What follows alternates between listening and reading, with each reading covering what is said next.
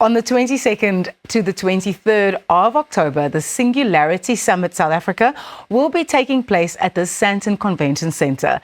The event includes keynotes, expos and workshops, all intended to ignite Africa's future. We're joined now by Tshepo Kgame, the Chief Question Officer from Singularity South Africa, and Maximus, the humanoid robot. Welcome to Goeiemôre. Good morning, Tshepo, Maximus. Good to have you both. Good morning, Roseanne. Thank you for having us. This is definitely a first for me and super exciting to have a humanoid robot in the studio with us. I'm so excited to get into this. Tell us firstly, what is the Singularity Summit and what does it entail? So the Singularity Summit is a global think tank where we bring speakers who are able to articulate innovation, trends and insights on things that are happening globally. But what we wanted to do was to bring it to the African continent, right? Because we want to expose people to what is possible. And also just the foundation of Singularity University was the idea of a university aimed at future leaders. So with that thinking, that's what we bring into this event. Where does Maximus come from and what is going to be his role at the summit? Maximus and Murphy come from Asia, where they were actually developed. So, and I think just the thinking behind that was what is possible with technology. And I mean, we've been partnering with technology since the beginning of time. But I think now, as you called it, cute, there's more of a likeness towards us and the environment around us. So the quadrupeds, which are more dogs and cats, like Murphy is. So now it's becoming a bit more real. And really what that is showing is what is possible. So what makes Maximus or the Unitary G1 different to other humanoid robots? So this specific one is not yet autonomous. I think the idea, Dean is going to take us through an exhibition now of what Maximus can actually do, but there are other versions which are a bit more autonomous and dexterous. They actually have another range which partake in Olympics and they do boxing, right? Can you imagine robots boxing? So in a moment we're going to take you through an exhibition, but just to show you what the robots can do. So before we look at the demo, can you tell us what are some of Maximus's capabilities? Because from what I saw before we went live, there's so much that he can do. That's why I called him cute. I was like, oh, look what he can do. Well, firstly, he can light up a room. Yes, he walks into the room. Definitely. He can walk upright like all of us. He has a LiDAR system so he can sense what is happening. And I know when he walked in, kind of bumped the camera. So again, still learning his environment. But once that is hard-coded, he's then very much aware of how to move. I wanted to do a squatting competition with him, but I think he can get down a little bit lower than I can.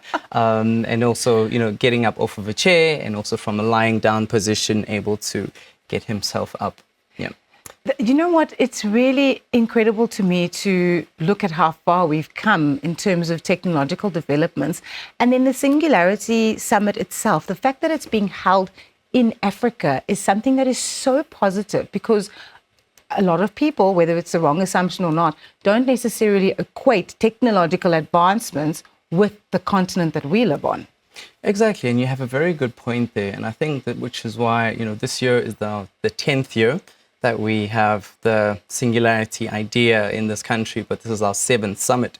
So because it is our 10th year, it's quite special to us. The fact that we've been going for 10 years means that there's something to it, and people actually look forward to it. But this idea of importing what's working in the rest of the world and trying to solve for our own grand challenges, I think that's what excites me.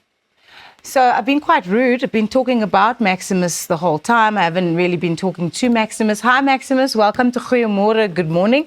Can you show us... Oh, hey, dude. Can you show us a little bit more of what you can do? Go, Maximus, go. Oh...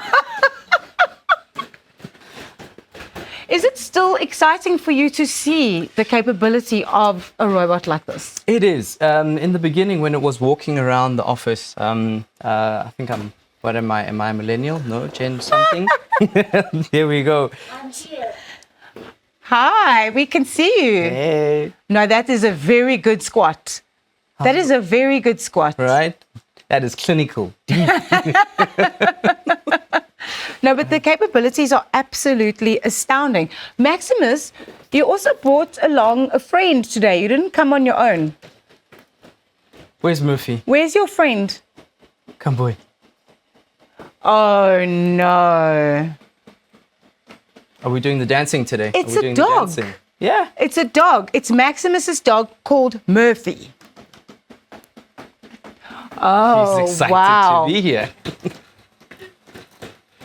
So a humanoid robot like this is to show us what is possible, right? That it's the basis of research to show what robots actually can do. And some of their use cases, so for example, Murphy, the specific model was used in the Hangzhou Games, and it was sent as a fetch pilot for the javelin sticks for the athletes. Wow. Right? And also some of Murphy's siblings, more advanced, are used in... He's clapping. Yes.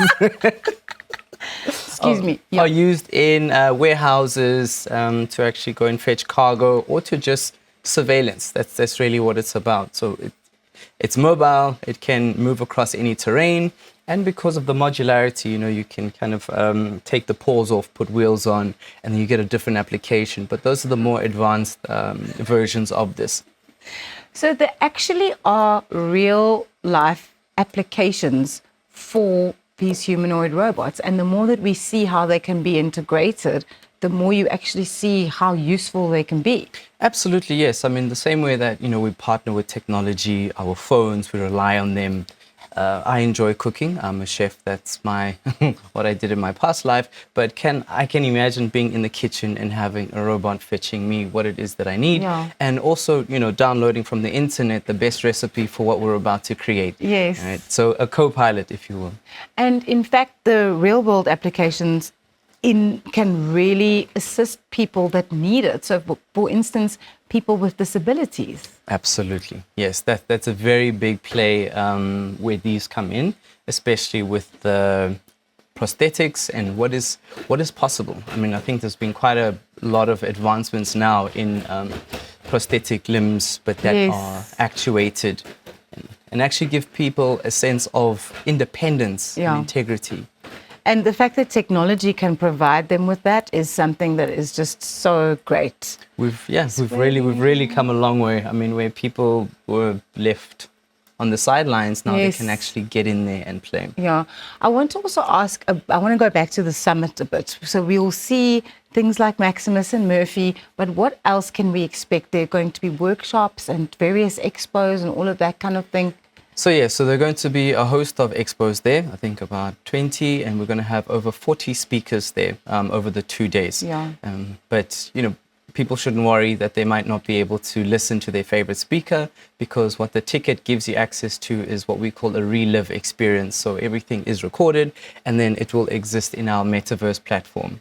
Yeah, which makes it actually accessible to everyone. Even if you can't come to Sandton in October, you can still get your ticket and experience stuff like this. Exactly, right? And also you wanna kind of ingrain it in everything that you do. So we don't just want people to be exposed to it and then that's it, right? There has to be a follow-on momentum from that. So where you can go back, interact with the content and implement them. Yeah. Can Maximus dance? Maximus is quite stiff. I think Murphy's the one who has more of the dancing gene. Can we see him dance? Can we see Murphy dance? Oh, wow. He's doing the robot. I mean, Murphy even had to take a step back there. He was like, no. Oh, he's like breakdancing on the floor. What is it about it for you, Tshepo, specifically, that makes your field of expertise and your field of study so interesting? What do you love about all of this kind of stuff? I think the idea that when I was going through primary school and high school, I actually thought back to it of what did I want to be? All of the occupations that were there were pretty much the tried and tested: law, accountancy, doctor. But now raising a daughter, I realized that she won't know what she wants to be because it hasn't been invented yet. So it gives this idea of the upcoming youth control over their future, because they can pretty much create their own occupations. Yeah. I mean, if you think about it now, you've got people who are training AI, right? Not just teachers, but who are training AI, large language models to be more evolutionary, Yeah. right? And that's what it is. So I call it a glimpse into the future. Where can people get more information about the Singularity Summit? So they can go to the singularitysouthafrica.org website, which they'll get to see the agenda, ticket prices, and who the speakers are. I was going through it last night, and there's a lot to go on there, and it's really exciting. A lot of them local, and just the fact that a lot of local homegrown speakers will be there, complemented by international speakers, as opposed to the other way around. Yeah, but that's amazing. And it comes back to the point we were making earlier about the fact that there are so many developments happening on this continent, and we need to celebrate that, and we need to see it in action. Yes. I want to go and stand here next to Maximus. Hey, dude. Hi. Hello. That is very, very cool. Very lifelike, right? Very. But quite surreal. And quite a decent handshake grip, right? Yes. Thank you so much, Tshepo, for coming to chat to us this morning. This has been so cool. I wish my kids could have been here. They would have loved it. Hey, bye, Maximus. Where's Murphy on the ground still? Murphy's There he following is, right behind him. following his owner. No. Thanks, guys. From us and Maximus and Murphy, please do stay tuned. We're going to be chatting about a film very soon called Carissa, which is going to be playing on South African cinema screens.